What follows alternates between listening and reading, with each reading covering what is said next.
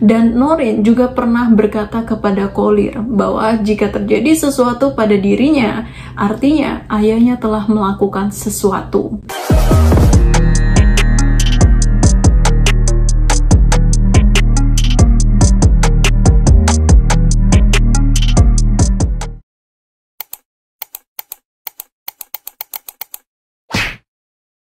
Oke, malam ini kita akan membahas kasus yang pernah terjadi di Ohio, tepatnya di Memphis. Seorang anak laki-laki berusia 11 tahun bernama Collier Boyle tinggal bersama ayahnya Jack Boyle dan ibunya Noreen Boyle, serta adik angkatnya yang bernama Elizabeth.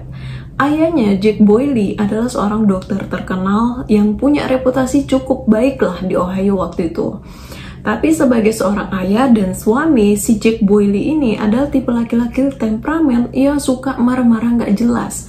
Bahkan pernah tuh, ketika si Collier lagi main game, tiba-tiba aja dia datang ngehajar Collier dan maki-maki nggak jelas. Nggak tahu apa sebabnya, tiba-tiba aja dia ngamuk-ngamuk nggak jelas sama si Collier. Dan itu udah jadi hal yang biasa dalam keluarga Boyle. Makanya si Collier dan ibunya itu kayak punya rasa takut lah gitu sama si Jack Boyle ini. Lalu, pada satu waktu setelah mereka pergi liburan, ibunya Noreen tiba-tiba menghilang, meninggalkan Collier dan ayahnya tanpa pesan apapun. Nah, apa yang sebenarnya terjadi dengan Noreen? Kita langsung aja masuk ke pembahasannya. Let's begin. Kita awali cerita ini dari malam hilangnya ibunya si Collier, Noreen. Jadi waktu itu, malam-malam itu, Collier ini lagi tidur, lalu dia kebangunlah mendengar suara dentuman yang sangat keras dari kamar orang tuanya. Ada juga suara keributan kayak suara bapaknya yang dia dengar. Dia juga mendengar suara Elizabeth yang kayak teriak histeris nangis gitu. Tapi malam itu, dia nggak berani keluar untuk ngecek apa yang terjadi di kamar orang tuanya. Karena satu, dia takut sama bapaknya. Dua, dia tuh nggak punya keberanian untuk keluar kamar. Dan dia panik banget. Makanya dia lebih memilih untuk diam di dalam kamar, bersembunyi di dalam selimutnya. Sampai besok paginya, akhirnya Collier ini punya keberanian untuk keluar kamar. Nah, pas keluar kamar, dia ketemu tuh sama bapaknya. Tapi si Jack Boyle, bapaknya, malah natap dia dengan tatapan yang sangat tajam. Nah, karena dia takut sama bapaknya ya, jadi waktu ditatap tajam kayak gitu, dia cuma bisa berdiri, diem, nunduk gitu. Nah, nggak lama kemudian, bapak ini pergi gitu aja. Nah, selang beberapa waktu kemudian, Collier ini makin ngerasa aneh. Seharian itu dia nggak ngelihat keberadaan ibunya. Walaupun waktu itu dia ketakutan sama bapaknya, dia tetap mencoba untuk beranikan diri untuk menanyakan keberadaan ibunya. Tapi si Jack Boyle ini malah bilang kalau ibunya lagi liburan, nanti juga balik lagi. Mendengar jawaban bapaknya itu, si Collier ini langsung ngerasa aneh. Karena menurut dia nggak mungkin banget ibunya itu tiba-tiba pergi gitu aja, nggak bilang apa-apa ke dia. Nggak kayak biasanya, nggak ibunya banget gitu. Jadi diam-diam dia langsung ambil buku telepon, dia naik ke kamarnya dan ngunci pintu di kamar mandi. Sambil nelponin semua teman-teman ibunya. Siapa aja yang angkat telepon hari itu, dia bilang, tolong telepon polisi, please, telepon polisi sekarang. Nggak lama kemudian, polisi datanglah ke rumah Dr. Boyle dan menanyakan keberadaan Noreen, karena mereka mendapatkan telepon kalau Noreen hilang. Tapi waktu itu si Dr. Boyle ini bilang kalau Noreen istrinya emang lagi nggak ada di rumah karena tadi malam terjadi pertengkaran antara dia dan Noreen. Bahkan Noreen itu sempat ngelempar saya dengan kartu kredit, Pak, sebelum akhirnya dia pergi nggak tahu kemana. Cuma ini udah biasa di keluarga kami. Paling nanti dia juga balik lagi. Tapi polisi nggak percaya gitu aja dong. Mereka masuk ke dalam rumah Dr. Boyle dan melakukan pemeriksaan. Cuma dari hasil pemeriksaan mereka nggak menemukan adanya tanda-tanda kekerasan atau hal-hal yang mencurigakan kalau udah terjadi tindak kriminal. Hingga akhirnya mereka pun menyimpulkan, oh mungkin ini cuma masalah rumah tangga biasa, seperti yang biasa-biasanya gitu ya, bukan sebuah tindak kriminal. Tapi waktu itu si Collier ini bilang ke salah satu polisi yang bernama David Mesmore dan mengatakan bahwa ini nggak mungkin ibunya pergi gitu aja. Ibu saya tuh nggak pernah ninggalin saya gini, Pak. Dia nggak akan mungkin ninggalin saya. Tapi omongan si Collier ini langsung dipotong sama neneknya, Christine Boyle, ibunya si Jack Boyle. Dimana Christine waktu itu menegaskan bahwa hal ini adalah hal yang biasa di keluarga mereka. Noreen mantunya emang punya kebiasaan pergi gitu aja kalau lagi berantem sama suaminya.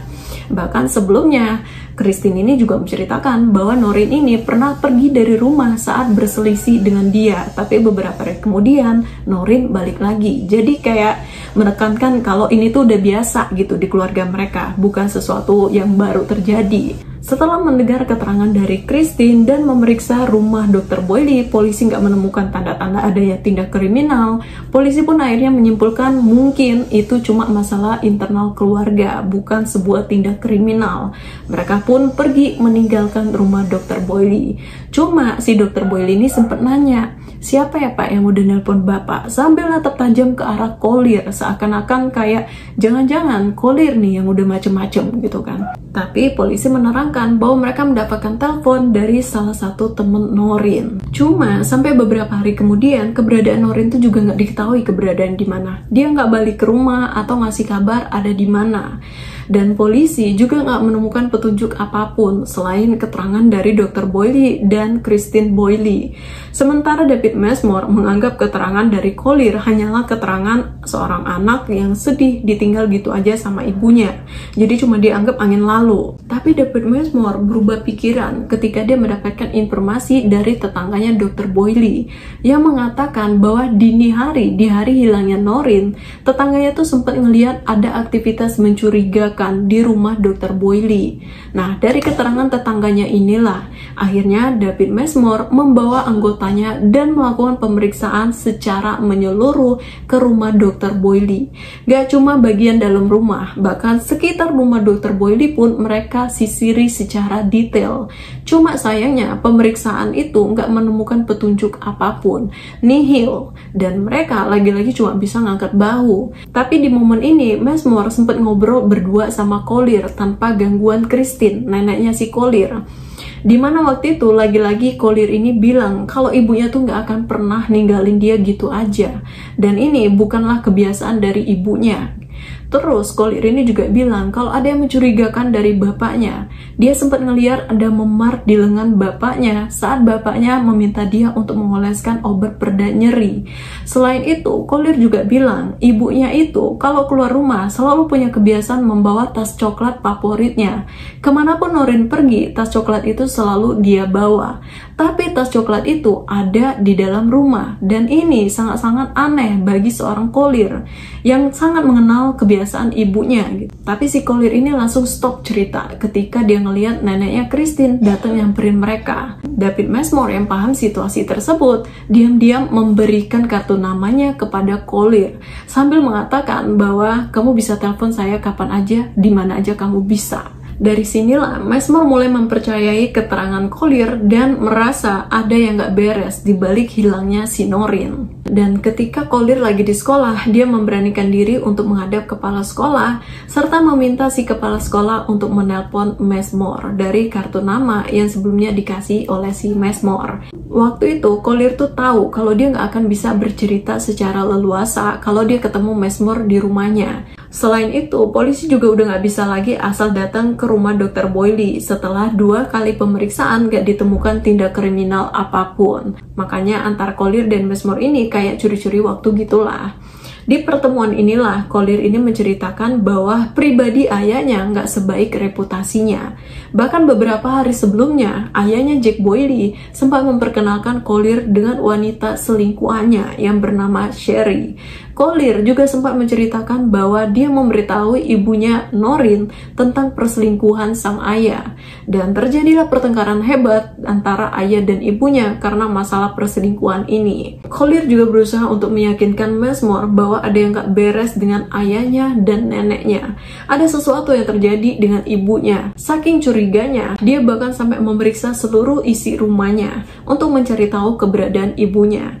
Bahkan dia sampai ngecek di bagian belakang rak, lemari, dan segala macamnya. Kali-kali dia menemukan tubuh ibunya. Karena di pikiran Collier waktu itu, ayahnya bisa aja telah membunuh ibunya. Mendengar cerita Collier, Messmore pun mengingatkan Collier untuk berhenti menyelidiki sendiri karena dia berjanji akan melakukan penyelidikan lebih mendalam untuk mengetahui apa yang sebenarnya terjadi dengan Noreen. Messmore pun kembali menemui Dr. Boyle dan menanyakan tentang hubungan perselingkuhannya dengan Sherry, juga tentang pertengkarannya dengan Noreen tentang perselingkuhan tersebut. Tapi Dr. Boyle ini bilang kalau emang terjadi pertengkaran hebat antara dia dan Noreen setelah Noreen tahu bahwa dia memiliki hubungan lain dengan Sherry. Tapi Dr. Boyle bilang bahwa dia dan Noreen sepakat untuk berdamai dan memulai semuanya dari awal. Makanya mereka pindah dari Ohio ke Pennsylvania. Nah, walaupun udah ada informasi yang mungkin menjadi penyebab kepergian Noreen, tapi informasi-informasi ini nggak bisa jadi bukti yang menunjukkan bahwa telah terjadi tindak kriminal di balik hilangnya Noreen. Sampai kemudian dia mendapatkan telepon dari Collier, di mana Collier mengatakan bahwa dia menemukan foto ayahnya bersama Sherry di rumah baru mereka. Messmore pun mulai berpikir ada yang nggak sinkron nih, di mana Dr. Boyle bilang dia dan Noreen udah berdamai dan memulai semuanya dari awal. Tapi kok bisa-bisanya dia membawa Sherry selingkuhannya ke rumah baru mereka yang sekarang mereka tempati. Messmore pun menyelidiki rumah tersebut, dan dari agen properti, Messmore mendapatkan informasi bahwa rumah itu dibeli atas nama istri Dr. Boyle yang saat itu tengah hamil muda, tapi namanya adalah Sherry Boyle. Aneh kan? Dari sini kecurigaan tentang keterlibatan Dr. Boyle atas hilangnya Noreen pun makin kuat. Agen properti juga mengatakan bahwa Sherry juga turut hadir saat transaksi dilakukan. Cuma ada yang aneh, di mana waktu itu Dr. Boyle sempat menanyakan tanah dari bangunan itu terbuat dari apa, dengan alasan dia pengen menurunkan lantai biar jadi tempat dia dan Collier main basket. Cuma ternyata setelah Messmore mengkonfirmasi dengan Collier ini bilang dia dan Jack Boyle ayahnya gak pernah main basket. Kecurigaan apakah Noreen benar-benar menghilang atau sengaja dihilangkan semakin jelas ketika polisi menemukan fakta lain, di mana Dr. Boyle ternyata memang udah dikenal sebagai laki-laki temperamen, kasar, dan pemarah. Dan sudah jadi rahasia umum kalau Dr. Boyle adalah seorang peselingkuh, termasuk hubungannya dengan Sherry bahkan udah diketahui oleh Noreen. Tapi ketika Noreen tahu bahwa si Dr. Boyle suaminya terang-terangan tentang perselingkuhannya dengan Sherry kepada Collier, Noreen ini langsung gak terima. Dia marah dan bahkan mengancam akan menceraikan Dr. Boyle. Cuma Dr. Boyle ini kayak nggak mau gitu kalau cerai. Entah apa alasannya belum diketahui. Tapi yang jelas diketahui polisi saat itu, Noreen udah tahu sebelum Collier bercerita tentang perselingkuhan tersebut. Tapi Dr. Boyle berhasil membujuk Noreen untuk kembali memulai semuanya dari awal. Makanya mereka yang sebelumnya tinggal di Memphis, Ohio, pindah ke Erie, Pennsylvania. Dan ketika kasus ini mulai menemukan titik terang, Messmore mendapatkan informasi bahwa Dr. Boyle akan membawa Collier liburan keluar kota. Polisi saat itu dengan mudah menebak siasat Dr. Boyle yang mungkin sedang merencanakan sesuatu terhadap Collier, saksi kunci satu-satunya atas hilangnya Noreen. Dua petugas khusus langsung dikirim ke rumah Dr. Boyle untuk membawa Collier keluar dari rumah itu dan menjamin keselamatan Collier selama penyelidikan masih dilakukan. Setelah Collier berada di bawah pengawasan polisi, kita sebut aja safe house gitu ya, dia jadi lebih bisa leluasa menceritakan tentang apa yang terjadi di dalam rumah tangga orang tuanya. Collier menceritakan bahwa selama ini gak jarang bapaknya berbuat kasar, marah tanpa sebab baik ke Collier maupun ke ibunya, Noreen. Dan yang membuat Collier begitu yakin bahwa ayahnya telah melakukan sesuatu terhadap Noreen, karena pada saat pertengkaran setelah dia memberitahu ibunya tentang Sherry, Collier ini sempat dengar ayahnya memaki dan mengancam akan menghancurkan hidup Noreen. Dan Noreen juga pernah berkata kepada Collier bahwa jika terjadi sesuatu pada dirinya, artinya ayahnya telah melakukan sesuatu. Kayak kebayang gak sih kalian dititipin gitu sama ibu kalian di umur kalian yang masih 11 atau 12 tahun, seumurannya si Collier waktu itu. Semuanya semakin jelas ketika polisi menemukan informasi baru bahwa 2 hari sebelum hilangnya Noreen, Dr. Boyle ini sempat menyewa alat pemukul jackhammer di salah satu toko lokal. Atas bukti-bukti baru inilah, Messmore berhasil mendapatkan surat perintah untuk melakukan penggeledahan di rumah Dr. Boyle. Pemeriksaan secara detail dan menyeluruh pun dilakukan. Di tengah penggeledahan itu, salah satu dari mereka merasa ada yang aneh saat berada di ruang bawah tanah. Aroma cat dinding yang menyengat, rak dan lemari di setiap sisi, dengan lantai beralaskan karpet hijau, membuat ruangan itu sangat terlihat rapi. Tapi Messmore justru sangat bisa mencium aroma berminggu-minggu. Atas temuan itulah, Dr. Boyle akhirnya ditangkap dan diseret ke persidangan. Selama persidangan, Collier Boyle bersaksi melawan ayahnya untuk mengungkap fakta di balik kematian ibunya. Walaupun Dr. Boyle selalu membantah tuduhan terhadap dirinya, mengklaim bahwa dia nggak bersalah dan nggak pernah nyakitin Noreen sekalipun. Tapi berdasarkan bukti-bukti persidangan, juri memutuskan bahwa Jack Boyle bersalah atas kematian Noreen Boyle. Cuma, walaupun Boyle udah di penjara, semuanya tuh belum selesai. Pengacara Boyle terus berusaha untuk melepaskan kliennya dari jeratan hukum. Mengklaim bahwa tubuh yang ditemukan di ruang bawah tanah itu bukanlah Noreen. Karena memang tubuh tersebut udah nggak teridentifikasi dan teknologi tahun itu juga nggak secanggih sekarang. Pengacara Boyle juga mengklaim bahwa dia punya saksi yang pernah bertemu dengan Noreen. Dengan kata lain, mereka ini mengklaim bahwa Noreen masih hidup kok, dan tubuh yang terkubur tersebut bukanlah Noreen. Mereka pun menuntut persidangan ulang atas kasus ini dengan alasan bahwa kliennya Jack Boyle hanyalah korban dari kekeliruan penyelidikan. Tapi kemudian setelah ditemukannya teknologi DNA, akhirnya kuburan Noreen pun dibongkar dan dilakukan pemeriksaan. Hasil pemeriksaan menunjukkan bahwa tubuh yang terkubur itu memang benar Noreen Boyle.